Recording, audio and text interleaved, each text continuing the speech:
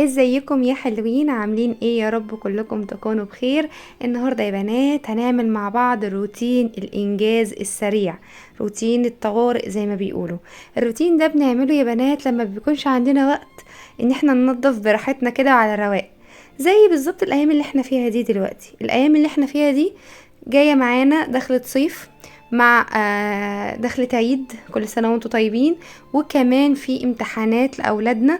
فالدنيا عندنا مضغوطة بشكل كبير قوي، فاحنا عايزين نعمل ترتيبات سريعة جدا من غير ما نقصر مع أولادنا، او من غير ما نضغط نفسينا، لان طبعا بننزل دروس وممكن بنبقى مضغوطين شوية مع أولادنا بنذاكر معاهم، فمش عايزين ان احنا كمان نكون ضاغطين على نفسنا بقى في تنظيفات عميقة وتحضيرات للعيد وهكذا. فالحاجات اللي مش هنقدر نعملها دلوقتي هنقدر نعملها ان شاء الله بعد العيد، او لو ولادنا خلصوا قبل العيد نقدر نعملها قبل العيد عادي.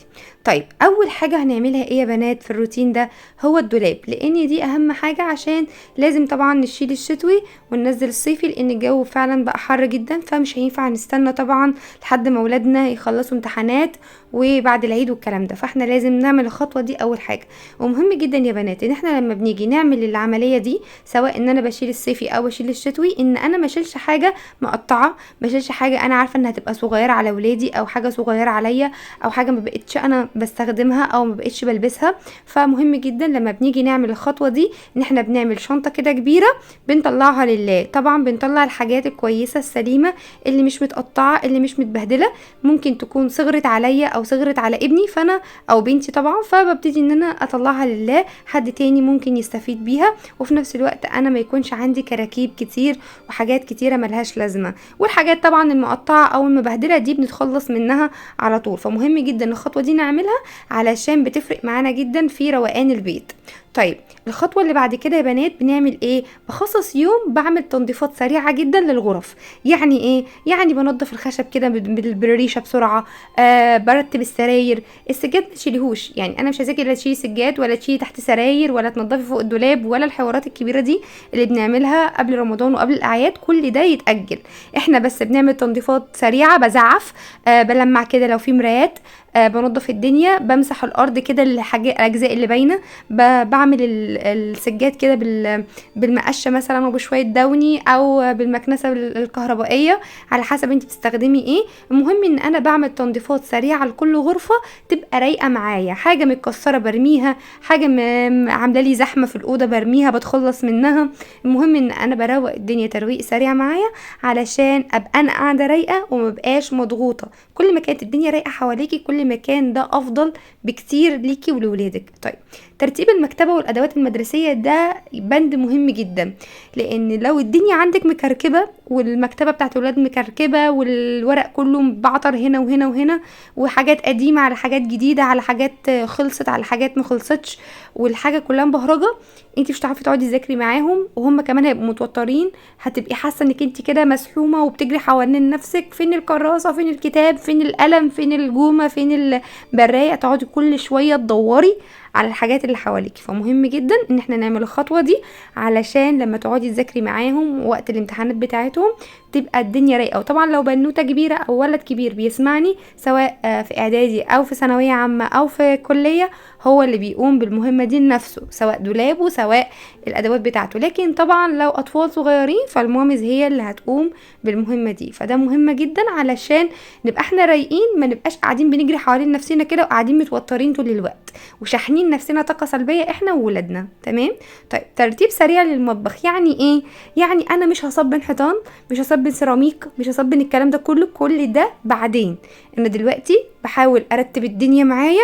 يعني لو حاجه عندي بايظه برميها، بتخلص من الحاجات اللي في الادراج اللي ملهاش لازمه، الحاجات اللي عامله لي كركبه في حياتي، بنظف الرخامات، بصبن البوتاجاز تصبيره محترمه، بجيب مثلا عندي بخاخه كده حاطه فيها شويه خل وشويه مسحوق او اي ماده مطهره او معقمه، وببتدي امسح التلاجة كده بفوطه نظيفه بروق الدنيا، انا عايزه الدنيا بس تبقى رايقه، انا مش عايزه اعمل تنظيفات عميقه قوي، ولا عايزه اعمل روتين يومي اللي هو التنظيف اللي من على الوش. لا، انا بعمل حاجه كده بيني وبينين اللي هو التنظيف الاسبوعي. شفتي كده، احنا بنخصص يوم في الاسبوع بنظبط الدنيا للبيت كله، عشان على مدار الاسبوع بعمل تنظيف يومي. هي الفكره كده بالظبط، انا بعمل تنظيف اسبوعي، بظبط الدنيا تظبيطه محترمه كده خلال يوم او يومين بالكتير. يعني التنظيف ده يا بنات بنعمله في خلال يوم او يومين بالكتير، بس ما بياخدش مني اكتر من كده.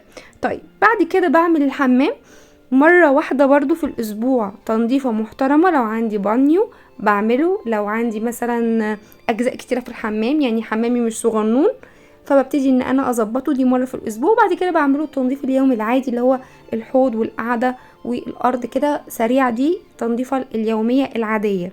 الحمام بالذات مفيش فيه اي جدال، لان الحمام مكان لتجمع البكتيريا والجراثيم والامراض، فمش هينفع ان احنا نسيبه لحد لما نخلص الدراسه بتاعتنا او الامتحانات بتاعتنا، فده مش هينفع طبعا. لكن انا لازم على الحاجات اللي انا بستخدمها يوميا ان انا التويلت نفسه او الحوض ده لازم يتنضف يوميا، كاني بقوم اروق كده السرير بتاعي، ده ما ينفعش فيه اي كلام، تمام. ولكن ممكن مره في الاسبوع اظبطه تظبيطه كده، ترويشه حلوه محترمه كده، عشان يبقى معايا على مدار الاسبوع يكون نظيف.